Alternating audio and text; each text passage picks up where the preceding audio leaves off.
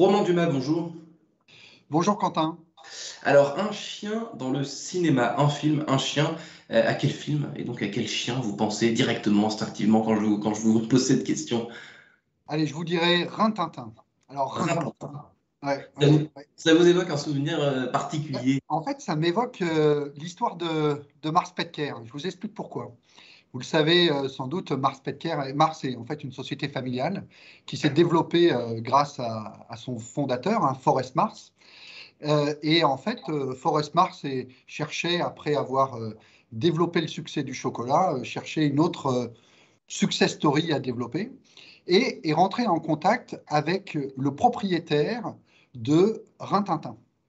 Et en fait, qui lui a expliqué qu'en fait, c'était extrêmement compliqué de pouvoir avoir une alimentation de qualité à chaque fois qu'il devait voyager tout autour du monde avec son chien. Et là, Forrest Mars s'est dit, tiens, il y a quelque chose à faire, il y a une qualité que l'on pourrait conserver, que l'on pourrait garantir, et sachant, je ne sais pas, Quentin, si vous-même vous avez un animal de compagnie, mais changer le régime alimentaire d'un chien est compliqué, et donc voilà, cette idée a permis de créer la division Petcare de Mars.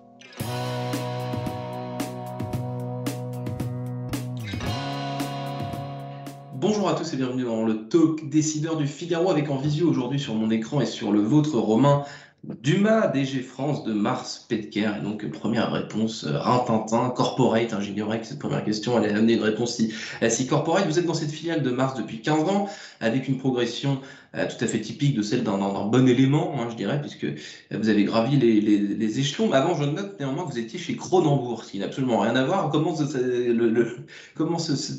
changement de job s'est passé? Pourquoi, en fait, finalement, tout simplement? Oui, alors en fait, je suis rentré chez Cronenbourg, en réalité, je suis plutôt rentré chez Danone, quand Danone possédait Brasserie Cronenbourg. Et, Ah, euh, et vraiment, je crois qu'il y a une certaine similarité quand même entre Danone et Mars. En particulier, je crois que le projet économique et social de Danone est très très connu. On connaît peut-être un petit peu moins Mars, mais Mars a toujours aussi voulu développer ses affaires, développer son business, tout en ayant un impact sur la planète et un impact positif sur les habitants de cette planète. Et c'est vrai que moi-même, j'ai donc commencé chez Danone, chez Cronenbourg, en Alsace, et j'ai envie de dire quasiment de l'autre côté de la rue se trouve une autre entreprise à peu près avec les mêmes valeurs, la même culture, qui est Mars. Et c'est comme ça que j'ai commencé dans la glace, en réalité, chez Mars. vous avez donc traversé la rue. Vous m'avez posé la question, Romain Dumas, de savoir si j'avais un chien. La réponse est non, je n'en ai pas. En revanche, est-ce que pour être recruté chez vous, il faut forcément avoir un animal? Est-ce que c'est nécessaire ou du moins recommandé? Non, pas du tout, pas du tout, Quentin. Enfin, moi-même, personnellement, je n'ai pas d'animal de compagnie à la maison. Tout simplement, en fait, parce que voilà, j'ai une famille qui a plutôt eu une peur dans son passé des animaux de compagnie. Et en réalité, la belle histoire, c'est qu'on est parti en Angleterre, on est parti à Londres. Et là, eh bien, en fait, il y avait un chien qui était à l'école. Et vraiment, que ce soit mon fils, ma femme, etc., ont vraiment pu reconnaître et vivre en fait l'aspect positif d'avoir un animal de compagnie. Et du coup, c'est certain, on aura un animal de compagnie. Mais l'avantage que vous avez, c'est que même si vous n'avez pas d'animal de compagnie chez vous, eh bien, vous aurez certainement la chance, comme moi aujourd'hui, d'en avoir au bureau. Là, il y a 4 chiens qui sont aujourd'hui au bureau et c'est aussi très agréable de pouvoir aussi connecter avec eux dans une journée de travail. Bah, je comptais vous en parler tout à l'heure, mais puisque vous l'évoquez, on va en parler maintenant. C'est une tendance sociétale un petit peu 30 millions d'amis, justement, ça, ce pet-friendly at work. Est-ce que c'est quelque chose que vous soutenez personnellement? C'est une vraie lame de fond, selon vous. Et pas uniquement, évidemment, vous vendez de la nourriture, évidemment, pour les animaux de compagnie, mais dans des entreprises qui n'ont rien à voir avec ce business, c'est quelque chose qu'on voit aussi. Oui, tout à fait. Il y a sans doute deux raisons pour lesquelles nous-mêmes on le promeut. La première, c'est parce que il est scientifiquement démontré qu'un animal de compagnie au travail permet d'augmenter la concentration. Et on le voit, et ça a été mesuré. Et donc, pardon, pour cette raison-là, tout d'abord, on pense qu'il y a un avantage aussi, un avantage économique derrière. La deuxième chose, c'est parce que ce que l'on promeut, aussi, c'est la possession responsable. La possession responsable, c'est s'assurer que le jour où vous choisirez de prendre un animal de compagnie, vous avez vraiment pensé aux tenants et aux aboutissants d'avoir un animal de compagnie. Et il est certain que voilà, laisser un animal de compagnie toute la journée quand on est au travail est sans doute pas la meilleure façon de prendre soin de lui. Et du coup, de pouvoir permettre aussi l'accès des animaux de compagnie dans les bureaux est aussi un facteur qui réduit l'abandon, qui est un véritable fléau en France, dont on lutte de toutes nos forces.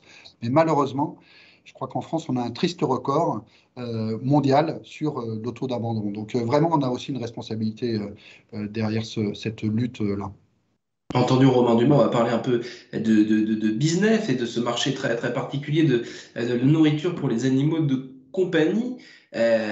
Question peut-être un peu absurde, mais on lit aujourd'hui tout un tas de choses sur la nourriture traditionnelle, cette fois pour vous et moi, pour les êtres humains, avec du consommé local, du bio, de la nourriture responsable. Et est-ce que ces tendances sont aussi visibles sur ce segment de marché que vous représentez pour la nourriture des animaux de compagnie? Est-ce que ça n'a rien à voir, quoique, vous allez me le dire. Est-ce qu'il y a des ficelles à tirer des deux côtés?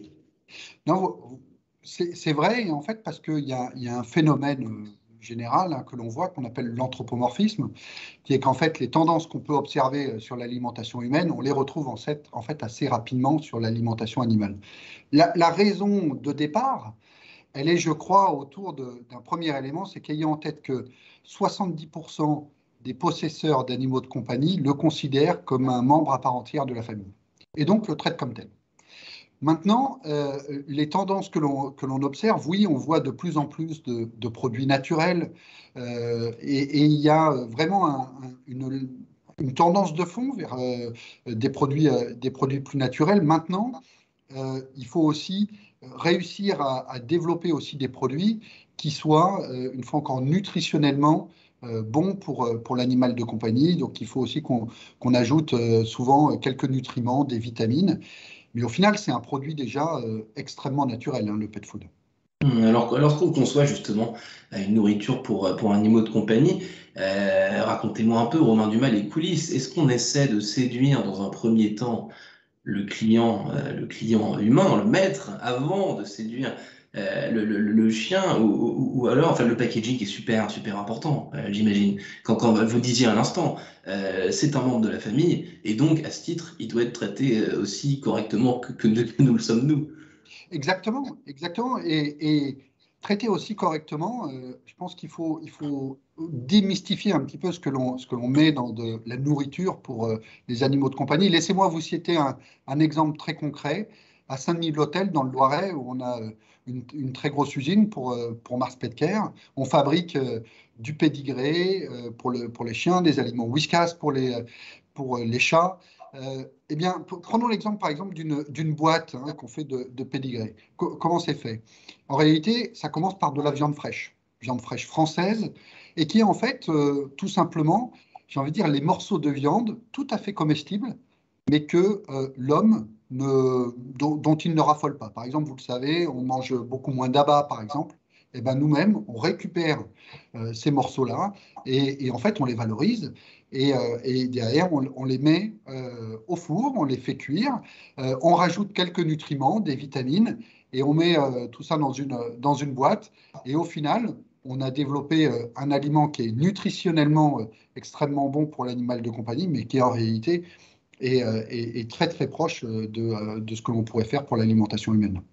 Ce qu'on pourrait faire pour les êtres humains, parce que parallèle aussi, les maîtres, enfin, l'être humain est parfois difficile avec ce qu'il mange. Est-ce que les animaux, certains disent, bah, les animaux s'en foutent, enfin, ce qu'il y a dans leur assiette, ils le mangeront quoi qu'il arrive. Est-ce que c'est vrai, est-ce que c'est faux, ou alors, bah, par exemple, des chiens détestent tel truc, enfin, est-ce qu'il peut y avoir des animaux de compagnie difficiles, quoi, tout simplement. Alors, en fait, l'animal de compagnie est exigeant, hein, exigeant à deux titres. Vous avez raison. D'abord, il y a des questions de goût et on le sait très bien. Par exemple, le chat apprécie vraiment la variété de produits. C'est pour ça qu'il y a en fait beaucoup, beaucoup de produits qui sont voilà, avec des saveurs différentes, des ingrédients qui sont différents.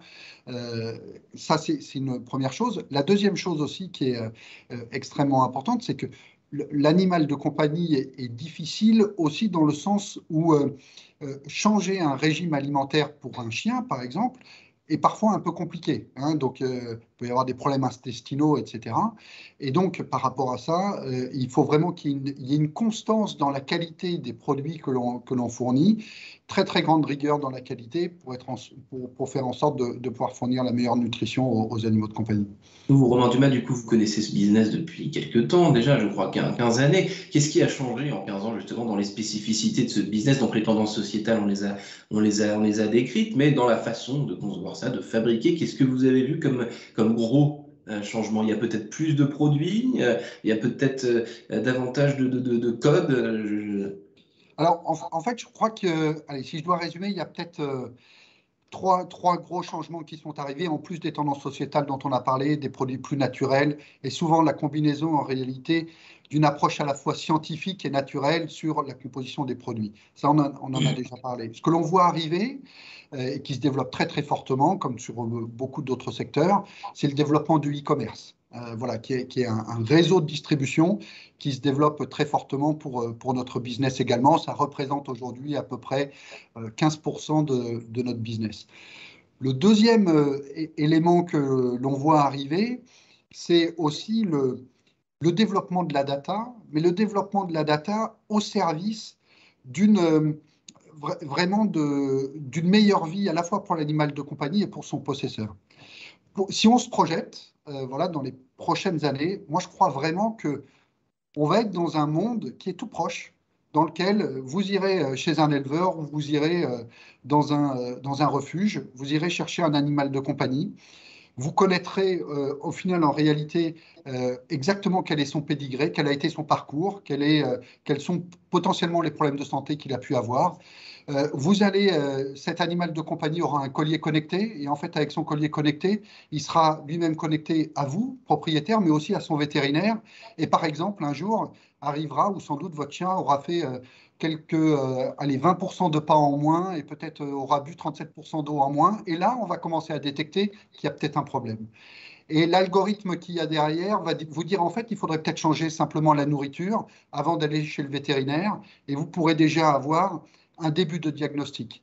Et après, vous partirez en vacances. Et là, vous direz, ben, en fait, j'aurais besoin d'un service supplémentaire, sans doute, pour pouvoir soit accompagner mon animal, soit le laisser en garde. Et parce que votre animal aura un collier connecté et peut-être une caméra connectée avec, tous les jours, vous aurez de ces nouvelles que vous recevrez sur votre smartphone. Et ça, on est tout prêt. Et une chose est sûre, c'est que Mars Pet Care va être très, très présent dans le développement de l'ensemble de cet écosystème. L'être humain connecté, donc après l'être humain connecté, l'animal de compagnie connecté, peut-être pas avec l'Apple Watch ou la montre, mais c'est tout comme vous venez de nous le décrire. Romain Dumas, merci infiniment d'avoir répondu à mes questions pour le Talk Décideur du Figaro. Je vous souhaite une excellente fin de journée et d'excellentes fêtes de fin d'année. Également, merci Quentin. Très bonne fête à tous.